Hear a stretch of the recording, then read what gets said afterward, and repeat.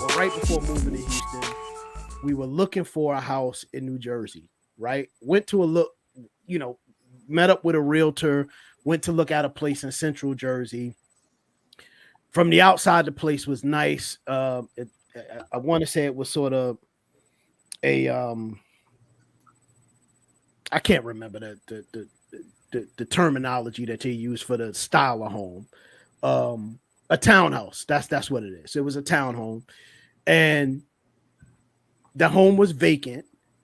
The realtor, goes to the keypad, presses the enters the code into the lockbox that opens up to get the key to the door.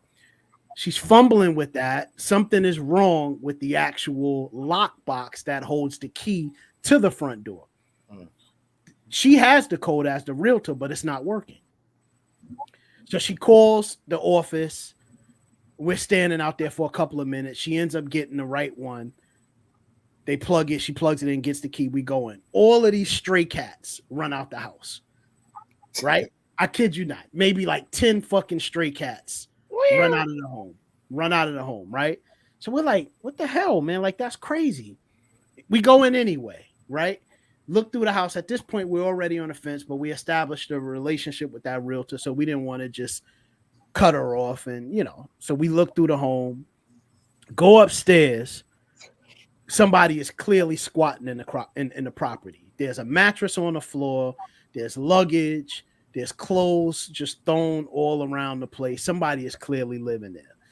So that's my first example that I had, coming in contact with squatters identifying homes that are vacant and using those as places to lay their heads at. Now, the second part of that I wanted to say is, people often talk about, and I think this is a good sort of opportunity to just briefly pivot into this, right? It's a relevant topic. So people often talk about real estate investment, right? I'm sure y'all have heard of that before. Daily walkers, you've heard of it. People say, well, if you can, think about real estate investing as a way to diversify your portfolio and sort of help solidify that pathway to wealth, right? And generational wealth, right? One of the things that they don't talk about is you have to be able to have a tolerance to deal with people to be a real estate investor. Because nobody becomes a real estate investor just to hold an empty property. You buy the property to put people in it. They pay you rent, right? And that rent that they're paying you is in excess of what your mortgage payment is. That's where you make your money. You know what I mean? But you have to be able to tolerate the motherfuckers that are in the property, right? So my wife, she's always wanted to get into real estate investing. And I encourage anything that she wants to do. As her husband, I'm always there to support anything that she's interested in. But when we got to that, I had to tell her, I understand that this is something that you want to do, but I'm not built for that. And I'm not built for it because I don't like dealing with people. You know what I mean? So this is relevant to what you're saying, Ak, because squatters, right? So if somebody was in my property and they don't belong there, or I put a motherfucker in a place and they don't want to pay rent, I've already told my wife, if this is the path you want to go, we need bail money. Because I'm not waiting for the cops to come and remove anybody out of my property. I'm going with my Glock and I'm physically throwing you the fuck out. That's it, period. So people think about the whole real estate thing before, you think that's a good investment because squatters are real. 2 seconds, just 2 seconds. Yeah. How do we feel? I'm asking my three brothers here. How do y'all feel about a situation like Detroit where there are more vacant properties than unhoused people? Vacant properties and unhoused people. There are more vacant properties. Can I say something? Can I say something? You got it. the people that's coming over here gonna wind up getting that land from them stupid niggas. I don't mean no disrespect to any nigga out there in Detroit. You know what I'm saying? I'm entitled to call any nigga stupid nigga because I'm a stupid nigga because I ran through a lot of money, drug money, working money, and I squandered my money fucked up. So, but them niggas in Detroit been getting money for a long time and they don't own that fucking city. Them niggas is stupid.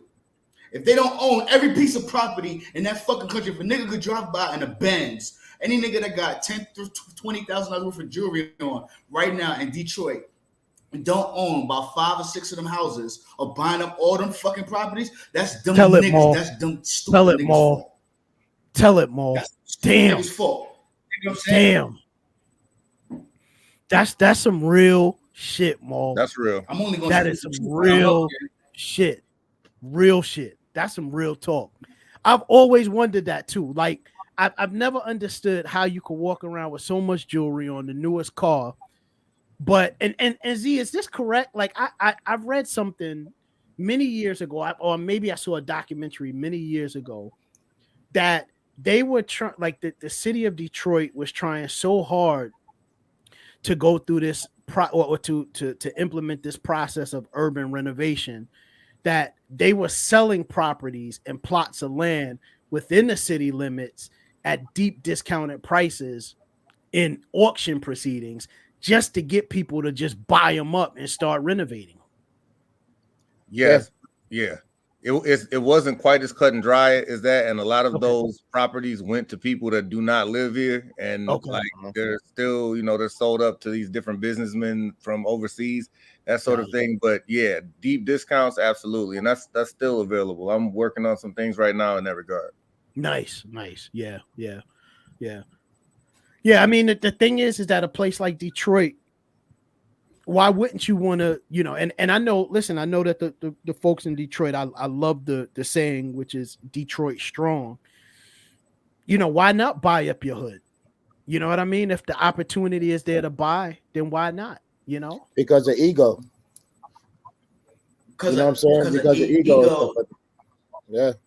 Because of ego and that same demon that hovers over Baltimore, that same demon that hovers over Louisiana, that same demon that hovers over New York, California, that same demon of oppression in the Willie Lynch, the nigga versus the nigga. This is why I picked that as a topic today. Go. Blacks versus blacks. That is the main cause that we can't get nowhere. It's because of blacks. Because you want to know why? The white man took his hands off us a long time ago. He only put his hands on you when you jump in his pockets and play with his money. Because I used to tell niggas that the money could be traced. When you get a lot of money, it gives off a radio frequency now. That's how they was pinpointing where everybody with money went when they came out with this new dollar.